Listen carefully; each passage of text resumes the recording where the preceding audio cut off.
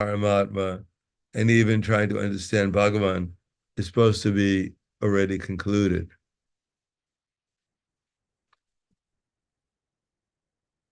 Although there is an 11th canto, which is quite philosophical, and there's a 12th canto, which describes Kali Yuga. Still, generally speaking, we'll find that there are not so much commentation, even by on the tenth canto, because it's pastimes. First, we hear about Krishna's name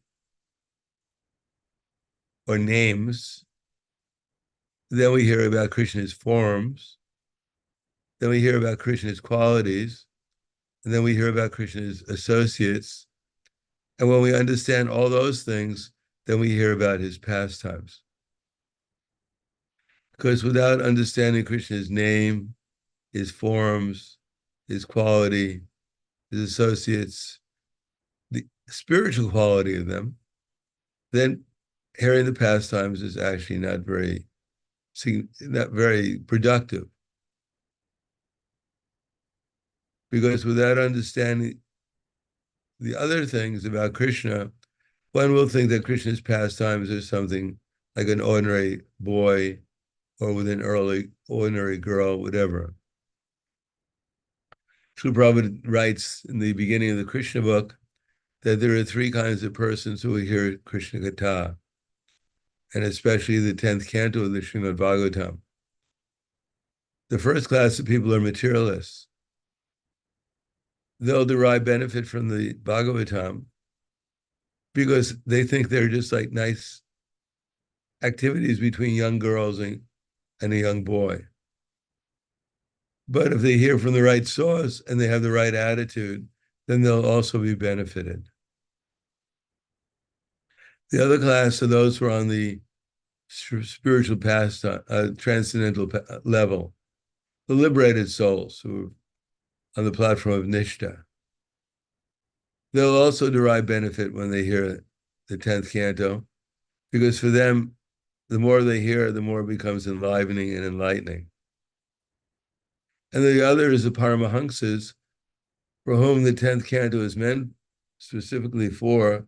They derive transcendental pleasure by hearing the Bhagavatam. Therefore, in the Bhagavad Gita, Krishna has explained that the main philosophy, for instance, of Bhagavad Gita, is that Krishna is the Supreme Personality of Godhead. If we understand that, then we understand everything. Yomam evam asamudo janati purushottama sasarvavit bhajante mam sarvabhavena bharata. Anyone who knows me as the Supreme Personality of Godhead is said to be the knower of everything. And therefore, he engages in full devotional service of Sana Bharata. Iti goyatama shastram idam yuktva mayanaga etam bhutva buddhimatsyat krita kritascha Bharata. That this is the most confidential part of all knowledge, and whoever knows this will become, will know, is the most intelligent, actually. Buddhi matsya krita kritas Bharata, and all his endeavors will know perfection.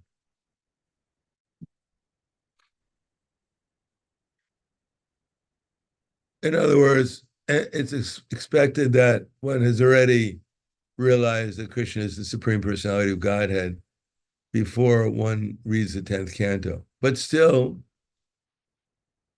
as Krishna says in another verse in the Chatur Sloki verses, Machita Machkata Prana Bodhiyantas Purashpuram Katayantas Sramam Nityam Tu Shanti Charamanti Cha. That the thoughts of my pure devotees, they dwell in me, their lives are surrendered to me, and they derive great satisfaction and bliss by enlightening one another and conversing about me. So again, generally speaking, the two classes of persons who are elevated enough to understand and appreciate this particular 10th canto are those who are either liberated or those who are on the transcendental platform of Krishna Prema, one will derive to shanti or satisfaction by hearing the Bhagavatam, because it'll further confirm their conviction that Krishna is the Supreme Personality of Godhead. And at the same time, those who are already convinced, who are already directly in contact with Krishna, it'll increase their transcendental ecstasy by hearing this 10th canto. And the 10th canto, or any philosophy about Krishna, should increase two things. Tesham sadatam yuktanam, bhajantam prati purvakam, dadami buddhiyogam tam, yena mam upayanti te. To those who are constantly devoted and worship me with love, prema, I give them the intelligence by which they can come to me. Out of compassion for them, I dwell in their heart, destroy with a shining lamp of knowledge the darkness born of ignorance. So this is where this is all called Buddha Yoga. It's expected that anyone who's hearing Krishna, about Krishna, and especially the 10th canto, then their desire to please Krishna and their desire to serve him should increase.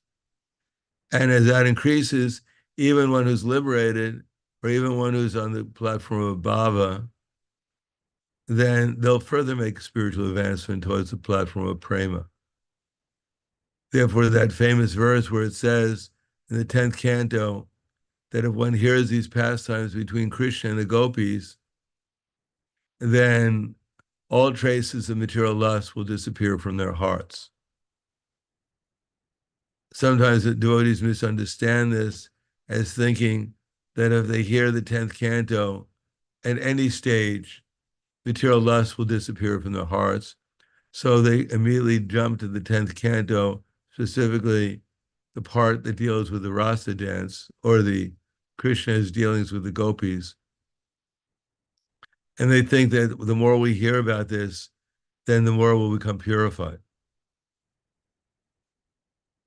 There was a group of devotees in Los Angeles in the early 70s. They were known as the Gopi Baba Club.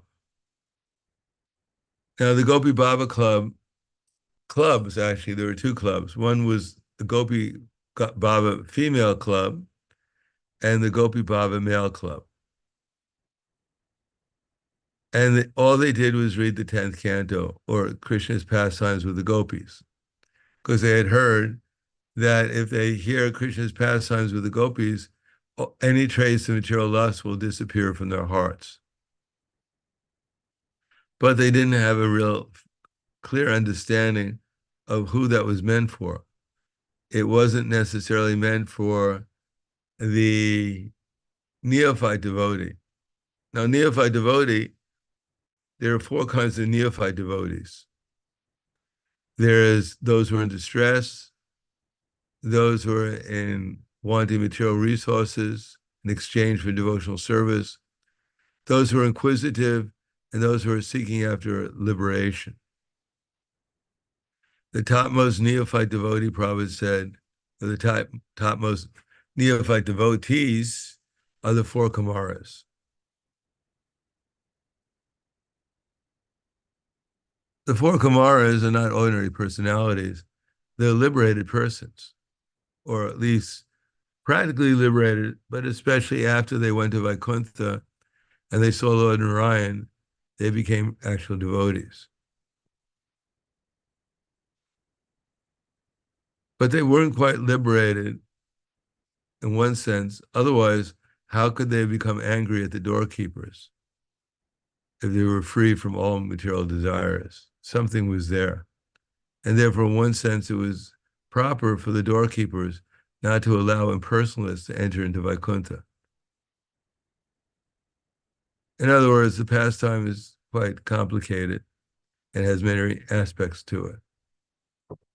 But the point is that, generally speaking, most of the devotees who read the 10th canto are not either liberated beyond the material concept of life, at least even if they don't know who they are spiritually, at least they know that they're not their body. not just as a theory, but as a realization. And those who are actually on the platform of bhava or prema, the uttama adhikaris. That's who the 10th canto is meant for.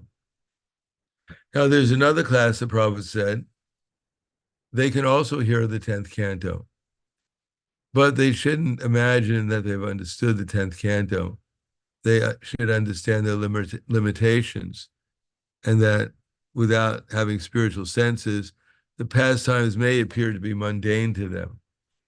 Therefore, they have to hear them from the right source, and they also have to have the right attitude. What is the right attitude? As I mentioned, two other classes recently. At the beginning of the Bhagavad Gita, Prabhupada mentions that there are two classes of there. That one lady had asked him to recommend an edition of the Bhagavad Gita. But Prabhupada mentioned that he couldn't do that because in the 600 translations or 700 translations of the Bhagavad Gita that he was familiar with, none of them actually conveyed the same message of the Bhagavad Gita as the original speaker, Lord Krishna. The original speaker, Lord Krishna, his aim in speaking the Bhagavad Gita was to convince Arjuna that he's the Supreme Personality of Godhead and that Arjuna should serve his instructions with faith and devotion. So Prabhupada said that they all deviate from that understanding of who Krishna is. But Prabhupada gives the example that if one wants to take medicine, one has to take the medicine under the direction of a authorized physician. And one should also read the label on the bottle before one takes the medicine. Now, the speaker of Bhagavad Gita, as I mentioned, is trying to convince Arjuna that he's the Supreme Personality of Godhead and that Arjuna should follow his instructions. So those instructions, Prabhupada writes, that actually it's not that Krishna only said that he's the Supreme Personality of Godhead, but he has support from at least those who are recognized in the Vedic culture as being authorities. Now, none of our presidents of the United States, from what I know, have ever mentioned that Krishna is the Supreme Personality of Godhead. And for ordinary people, they may be authorities. But in the Vedic culture, there are a different set of authorities, including Ramanujacharya, Madhvacharya, Nimbarka, Sankaracharya, and later on Saraswati Thakur and others. They've all confirmed that Krishna is the Supreme Personality of Godhead. Now, we may not accept them as authorities because we're not really that familiar with their teachings, nor have we necessarily followed them to experience whether what they're saying is true or not. On the other hand, they represent what's called disciple succession. That Krishna spoke the Bhagavad Gita to Arjuna 5,000 years ago, and they are supposed to convey the message of Krishna exactly as he spoke it 5,000 years ago. Mind you, this is all theoretical from a person who's not self-realized. A person who's not at least on the platform of Nishta or on the platform of Bhava or Prema, for them, all this philosophy is theoretical. In any case, it's logical that if Krishna is God, that whenever he speaks is perfect, and that whatever someone else speaks theoretically should be the same as Krishna if he's going to be perfect. If he's going to have knowledge which is perfect, he has to convey the same knowledge as was spoken by Krishna to Arjuna. Now, also in that particular introduction, Prabhupada mentions that all of us, we all are eternal servants of Krishna.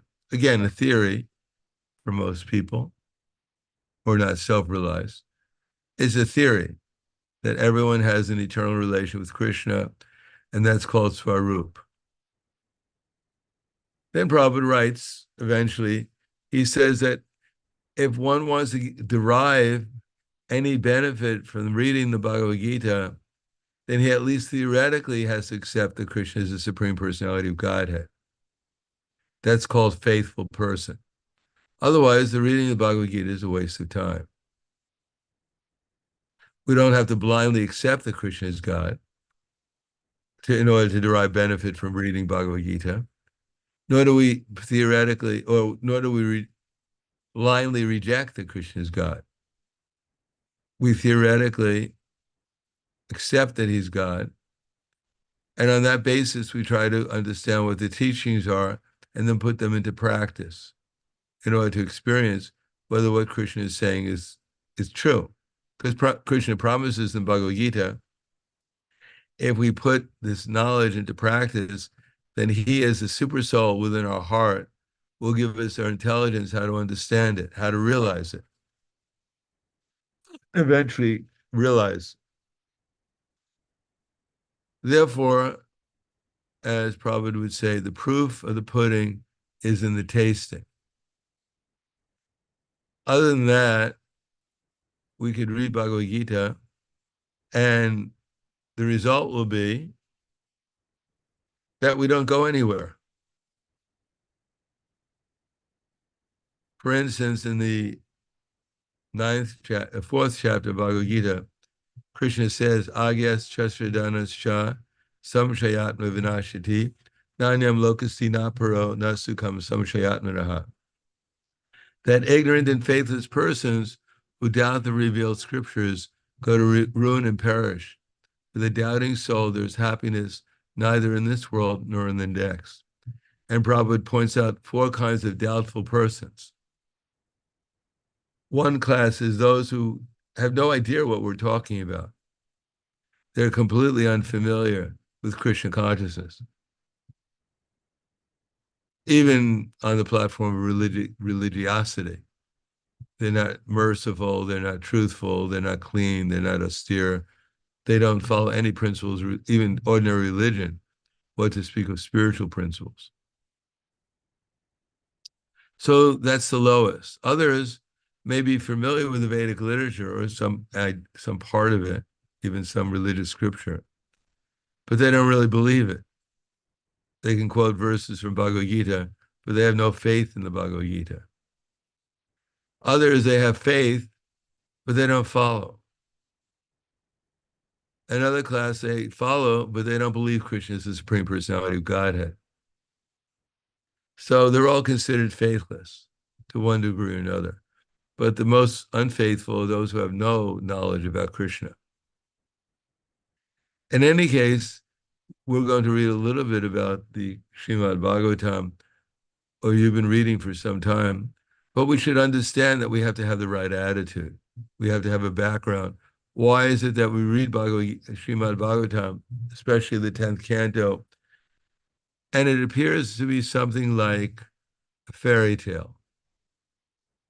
That Srila Vyasadeva, perhaps, who was in the Himalayas, and he was getting bored, and he noticed there were plants all around him, and he tried to try them out, and then he got enlivened after smoking these plants to write the 10th canto of Srimad Bhagavatam.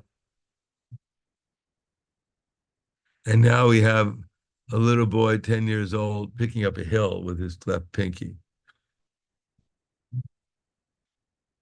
And we have him fighting an elephant, which is 10,000 times stronger than ordinary elephants. We have him dancing with 16,108 ladies, young girls, simultaneously.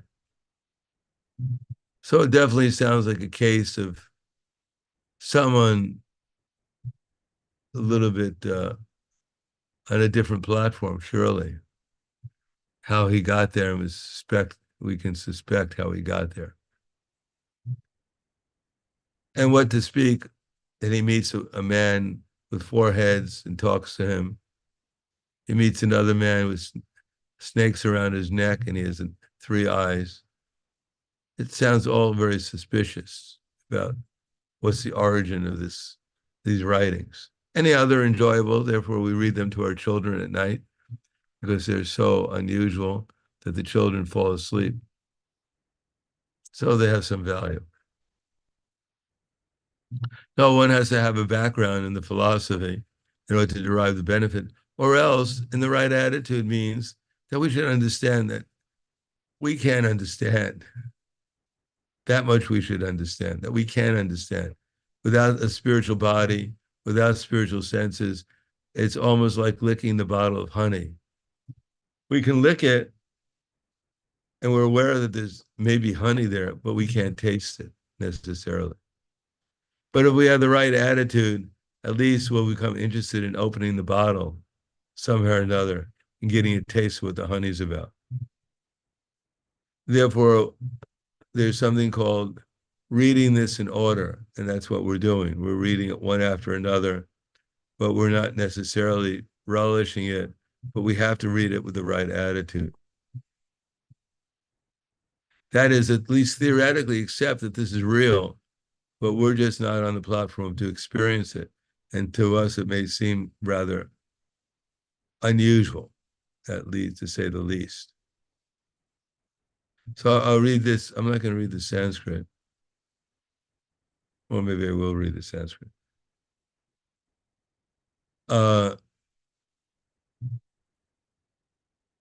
Karyan ranyam upaimu yagya yagya mitranam mitravatsala bandhu rupa arim hadva vyadim deha charam yata. Then, O unintelligent one, I am obliged to my friends, who am obliged to my friends, will have repaid my debt to them by killing you. My enemy disguised as a relative who are like a disease within my body. Purport. According to the Acharyas, the word Agya indicates that in comparison to Lord Krishna, no one is more intelligent. Further, the word Bandhu Rupam indicates that Lord Krishna is actually everyone's true friend, and Vyadim indicates that the Lord Krishna is the supersoul, the object of meditation within the heart, who takes away our mental distress. Furthermore, the Acharyas translate the word Hatva as Gyatva, or in other words, by knowing Krishna properly, one can actually liberate all of one's friends. Generally speaking, most devotees or most people don't open the 10th canto to this particular place. But wherever they open the 10th canto to, they're going to find the same experience.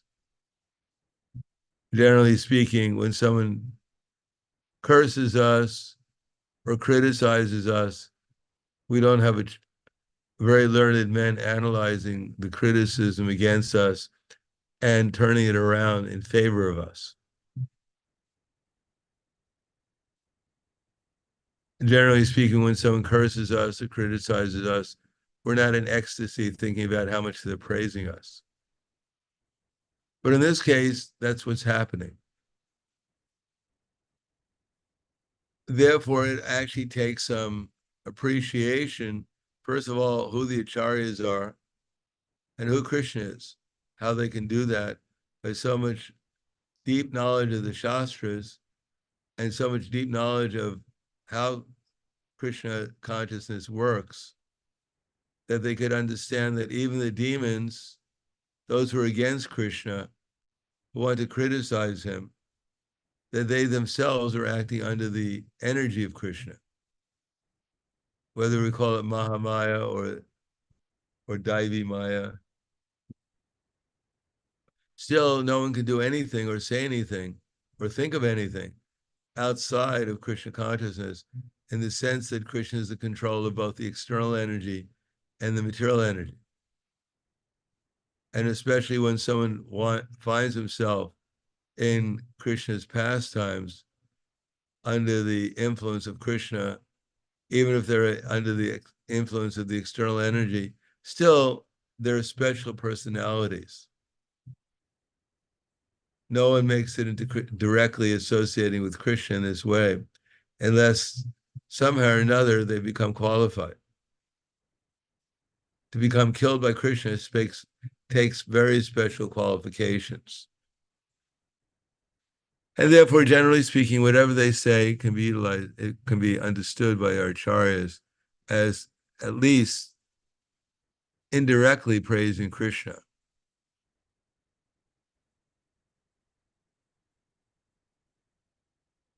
Now, without the acharya's explanation, someone can read this and think that this is somehow or another, someone has made it into association with Krishna, and Krishna is just like a very tolerant person, just hearing all this criticism against himself, and he's completely insensitive.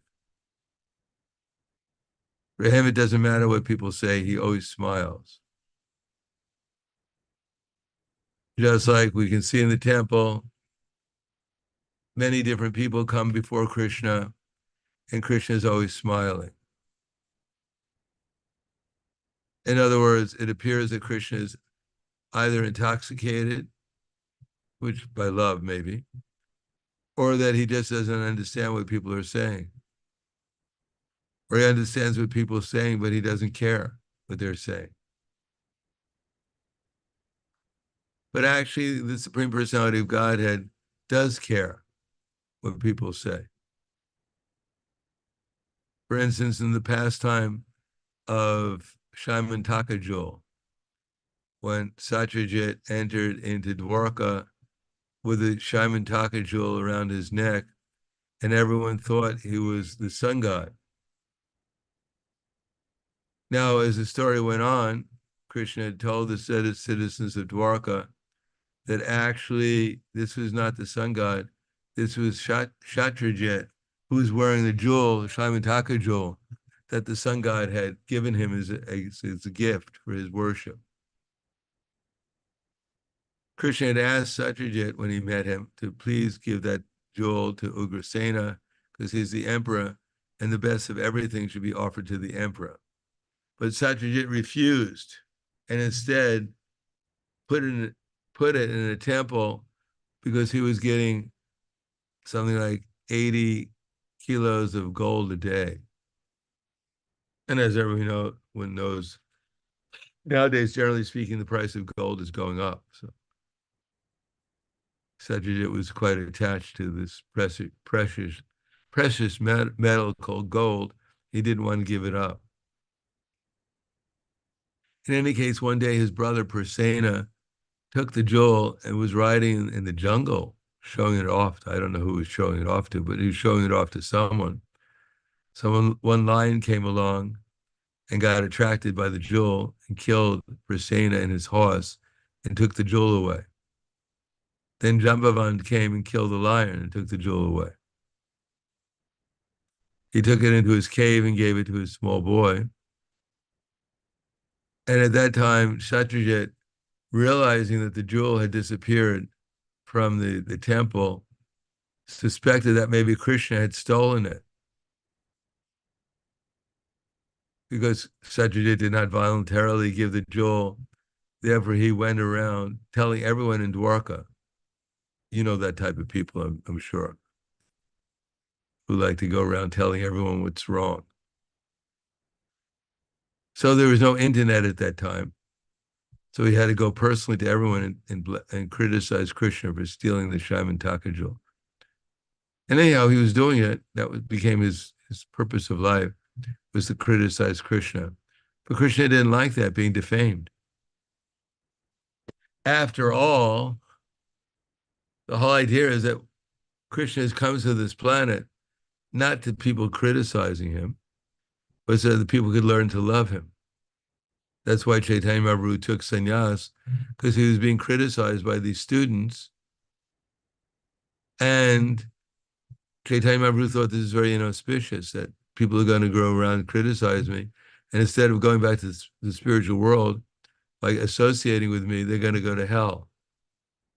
So Krishna personally took some of the associates from Dwarka and went into the cave of Jamba. Well, first of all, he went to the place where the horse and Prasenna were killed. He found the lion that was killed by Janbavan. He followed the footprints into the cave. And there, eventually, he met with Jambavan because he was going to take the jewel back to protect his reputation. But Jambavan came and fought with him for 28 days and nights before he realized that Krishna was the same Ramachandra that Jambavan had participated with in the Treta Yuga. And then he gave the jewel and he gave his daughter Jambavati to Krishna to take back to Dwarka. And therefore his reputation, Krishna's reputation was saved. So similarly, Chaitanya Mahaprabhu did the same thing. He didn't want the students to go around and blaspheme him and go to hell.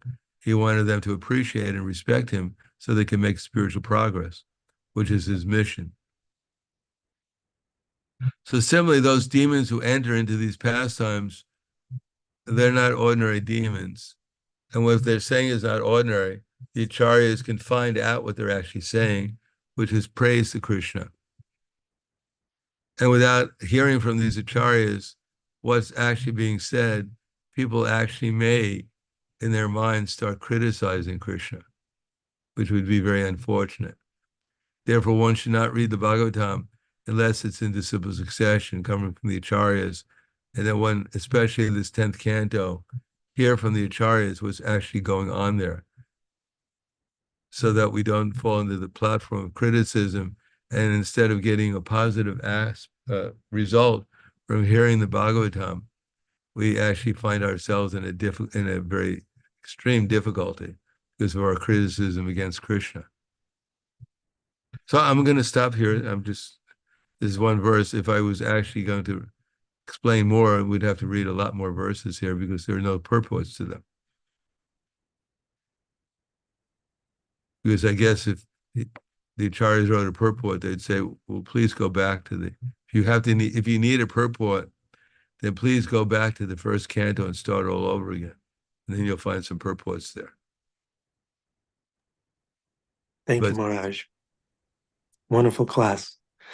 So, if the 10th canto is so exalted, how do we here in this village draw the line between the Bhagavatam and where we're at? Many of us will need to go to work, to the workspace, the office. So how do we bring the 10th canto there? How do we learn from it, being where we're at? Well, I guess first thing we should learn is that if we don't know how to learn from the 10th canto, we should go back to the first canto again.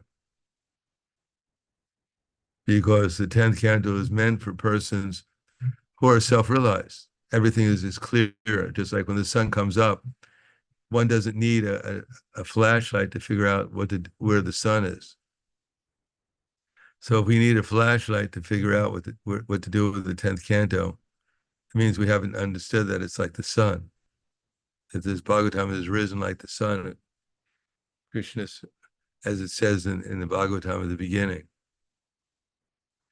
In any case, I think that heeding Prabhupada's suggestion at the beginning of the Bhagavad Gita is applicable.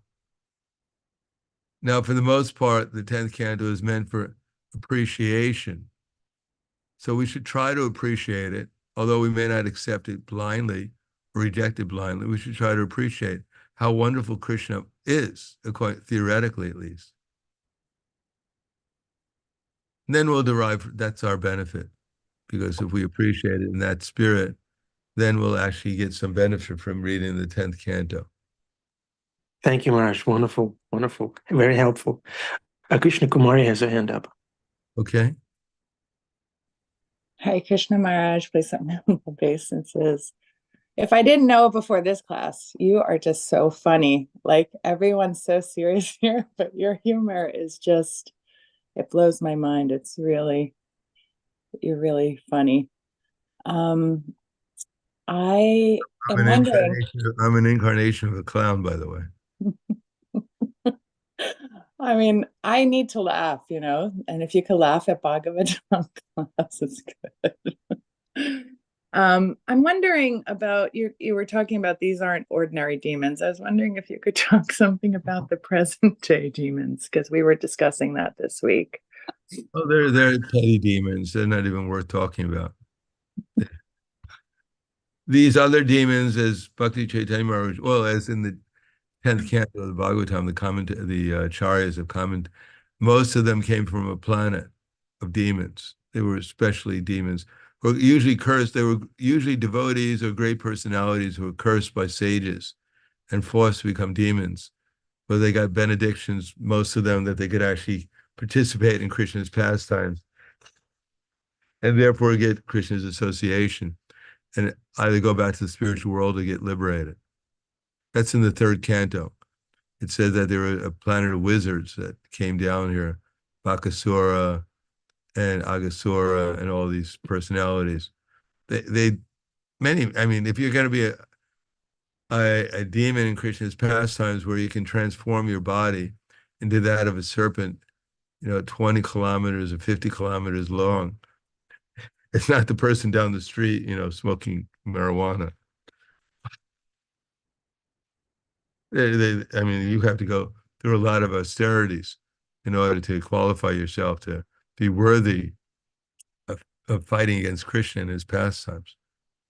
Otherwise, what is Krishna doesn't come here and find some homeless person in the street and fight with him because he has nothing else to do. It's only pretty exalted persons who somehow or another get the opportunity to fight with Krishna in some form or another.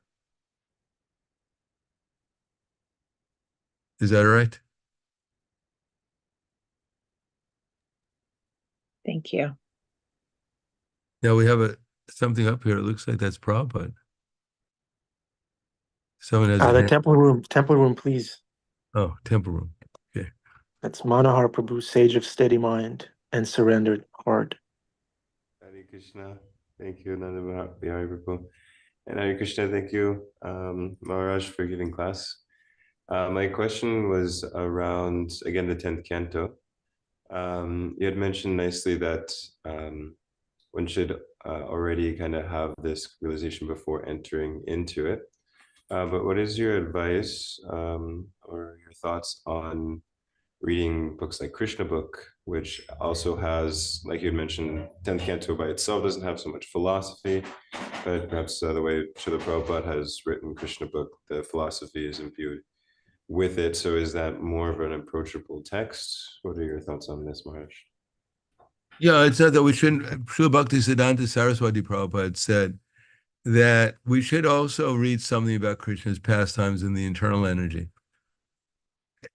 Although hearing about Krishna's pastimes in the external energy, as Prabhupada writes in the 2nd canto, is more important for us than hearing about his pastimes in the internal energy.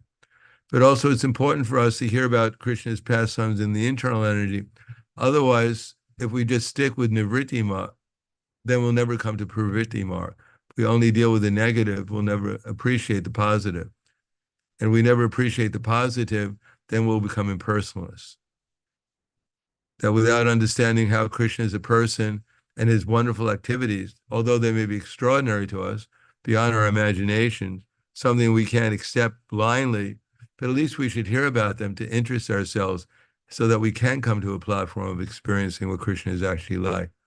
Some encouragement should be there. So we should read these books, such as the 10th canto, but it should be done with the right mood, the right understanding, and systematically. Not just a part of it like the Rasa dance, but the whole 12 cantos. So I'm going to stop here because I have another class right now. Not a class, I have another conference call. So thank you very much for your association. Grantaraj Srimad Bhagavatam ki jai, Srila Prabhupada ki jai, Gaur Premanand Haribol. His Holiness Prahladananda Maharaj ki jai. Thank you, Maharaj. Thank you. Thank you. Thank you. We have 1 minute.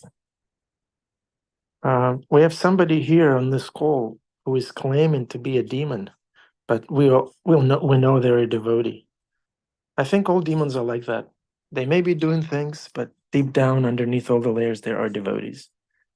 Right, Bhima Prabhu? My wife is looking at me. What did you just say? No, he wrote that in the chat. He wrote that in the chat. In humility. Bhima Prabhu is speaking in humility. Nityananda Chandra Prabhu has his hand up. I don't know what you're talking about, Prabhu. Yeah, I agree. I don't know what I'm talking about. Nityananda Chandra Prabhu? Yes, so that Maharaj was quoting, I think was it chapter 7? Yeah, it's the last verse of chapter 7 of the second canto. And both Srila Prabhupada and Vishwanath Chakravarti Thakur give an extensive purport about Krishna's pastimes with his internal energy, Radharani, the gopis, versus Krishna's pastimes with his external energy, Maya, the material world, coming as the Purushas, etc. And in both Vishwanath Chakravarti Thakur and Prabhupada says, if you're not yet liberated, then the preference is hearing about this external energy and Krishna's relationship with it. Basically Bhagavad Gita philosophy and first canto philosophy.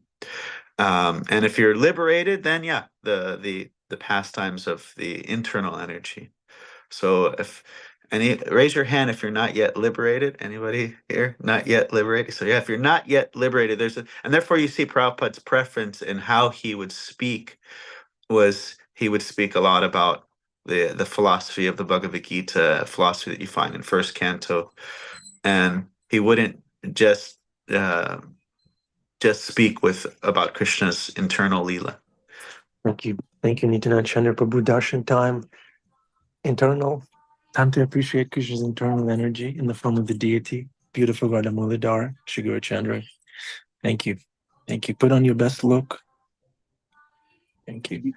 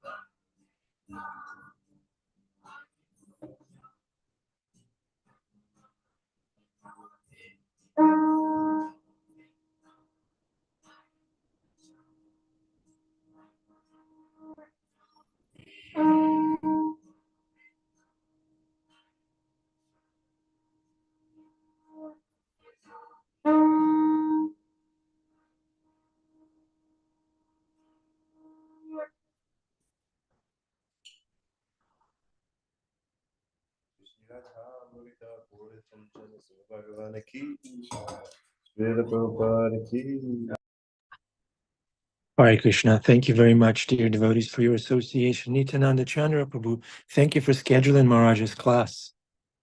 It was very uplifting and purifying to hear from Maharaj. Adipurusha Prabhu, were you pleased when Maharaj said how wonderful is Krishna? And was that pleasing to you? Good, good. Would you like to hear that verse? Yeah, please. Okay, so there's a translation by Jiva Goswami. I like how he says it here. He says, if the Jiva constantly describes Maya in relation to the Lord, or remembers Maya, or hears about Maya with proper faith, he will not be bewildered by Maya. And then there's one little section here is in the Vishwanath Chakravarti Thakur's purport. He should have faith that even Maya Shakti of the Lord, along with her expansions as Mahatattva and other elements, is a devotee with the greatest devotion. And then here Prabhupada's purport says, the science of learning a subject matter seriously is different from the sentiments of fanatics. Fanatics or fools may consider the Lord's activities in relationship with the external energy to be useless for them.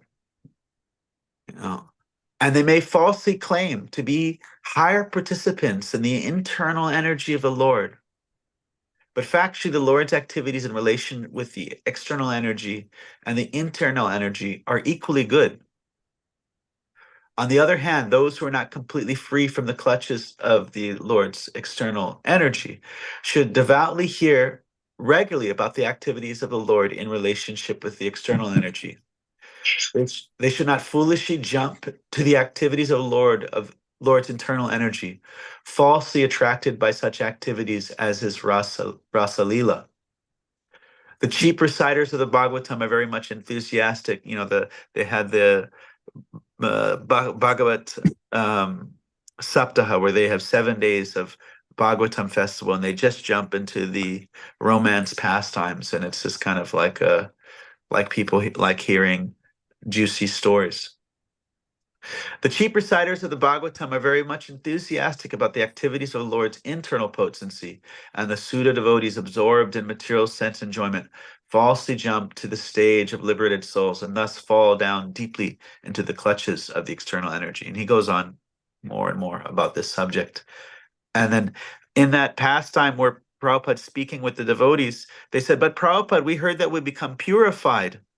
And he said, no, you become putrefied. So one has to have a proper balance of practical philosophy from where we're at. Yeah, there are two extremes. Who cares about I'm not the body? I've heard this before. Let me go for the esoteric stuff. And then the other extreme is that I'm not going to touch the 10th canto. It's too much. I'm going to stay where I'm at. So like you said, Nityananda Chandra Prabhu, the balance is necessary and the right attitude, which is how wonderful is Krishna. That's the attitude. Like Maharaj said. Adipurusha Prabhu, did you talk to Maharaj before class? Did you ask him to say that? No? Okay. Any other contributions from you, Adipurusha Prabhu? Yeah. Please. We can hear you. You can go ahead. I'm backing the car into a parking space. Okay. Would you like Bhima to speak first, maybe? Yeah. Okay, Bhima Prabhu, please go. Can you hear me? Yeah. All right. Amazingly enough, part of the irony and humor of Krishna is that as soon as we understand we're not the body, then the purport of Krishna's Leela, especially the 10th canto, opens up. You can if you want to, but I don't put it in the... I muted Adi. I muted him. Go ahead. So it is a big thing just to know that you're not this body, that you are operating literally in another world. Your consciousness places you in another world. Not that this world becomes some bitter place you have to escape from, but that it becomes a reflection of all the loving pastimes that Krishna presents in the 10th canto, which, by the way, are unlimited. And they're also eternal. And we all know that eternal means here and now. It doesn't mean someplace we go where everything's eternal. It means right now. And that means that Krishna's Leela, loving pastimes, 10th canto even, the idea of a bee coming to a flower that opens is like a devotee's heart that opens. And when that flower opens, blossoms, Krishna arrives automatically. It's in his nature. So it's just a wonderful, beautiful thing that we have, gift that we've been given of this window into the spiritual world by Srila Prabhupada and devotees who have 100% given themselves over, like Prahladananda Maharaj. You can see that there's some joy that they're pursuing, that they are engaging in, this pastime of running messaging for Krishna between himself and his world and ourselves in our world deep in the forest. They are running messages to us written on papyrus saying, Krishna's going to be playing his flute tonight. Why don't you show up? So, very nice class. Hare Krishna. Thank you, Bhima Kaviraj, Prabhu, especially for that analogy that you gave. That once the heart is open like a flower, Krishna will come. Cool. That's a good one. Adi Purusha, Prabhu? Hare Krishna, can you hear me okay? Yeah. Yeah. Wonderful class, a lot of information. Marge mentioned that some people may not be on a very high platform, but they'll benefit. Some others are a little higher and they benefit in a different way. And then some people are relishing the Srimad Bhagavatam. And then we just want to add that, wait a minute, Angel's banging around here. Can you hear me okay? Yeah, we can't hear Angel. Don't worry about Angel. Okay. Yeah. So there's another category that we're actually listening to Srimad Bhagavatam to please Krishna. And Krishna is caring for us. Prabhupada gave us this as a gift to benefit us. When he sees that we're doing this to please him, Angel, can you just be quiet just for a few minutes because we're in class, okay? Close the door and the back door. All right, do whatever you like. Hard for me to think, but that's all the stuff going on. So some people actually are attending the class as an offering to the Lord. We're giving attention, and Krishna is very pleased by that. And the other thing is, we were considering that, maybe we're venturing into something that's over our heads, like the Gopi Bhava Club, just focusing on the Rasa Leela. But actually, although they were doing something inappropriate, just focusing on this very intimate, high level of activity of Krishna's, we're going through the Bhagavatam with Prabhupada holding our hand. Just like a little child may not go out in the street, without an adult to be careful that he doesn't get run over by a car, So there's a possibility of reading the Krishna book, which is filled with Srila Prabhupada's purports and explanations. So that's a very interesting thing, that we're not going in alone. The Guru is with us. And then all these pieces of information add up to the fact, like Maharaj was saying, is how wonderful is Krishna. And in the Bhagavad Gita, Krishna says, Vasudeva Savamiti, that once we realize how great is Krishna, then it's an impetus to serve Krishna. we try to reciprocate with the love he's showing us. Anyway, I'm speaking too long. I know it's a little difficult for me to keep a concentration with all the banging and opening doors and cars going by. But anyway, we prayed to Prabhupada what to say, and that's what we had to share. All glories to show Prabhupada. Hare Krishna. Thank you, Adipusha Prabhu. What you said is very valuable and helpful. Yeah, it's not just us and the exalted subjects. It's us and the Guru. It's us in our service. And it's not just about our benefit and from this and that. It's about us trying to please Krishna. That's our focus. Thank you, Adipusha Prabhu. Thank you. Thank you very much, dear devotees. We're going to wrap it up. Krishna Gauda, nice to see you. Nice to see you. Hare Krishna. Okay, where is Isaiah? When it's somebody who is childlike. I volunteer. Oh, hold on, Bhima Prabhu. Isaiah is here. Isaiah. Good, good. Thank you. Thank you, Isaiah. Thank you. Thank you. Thank you, Karen. Thank you. Okay, Hare Krishna. Srimad Bhagavatam ki jai. Srila Prabhupada ki jai. Hare Krishna. Take care.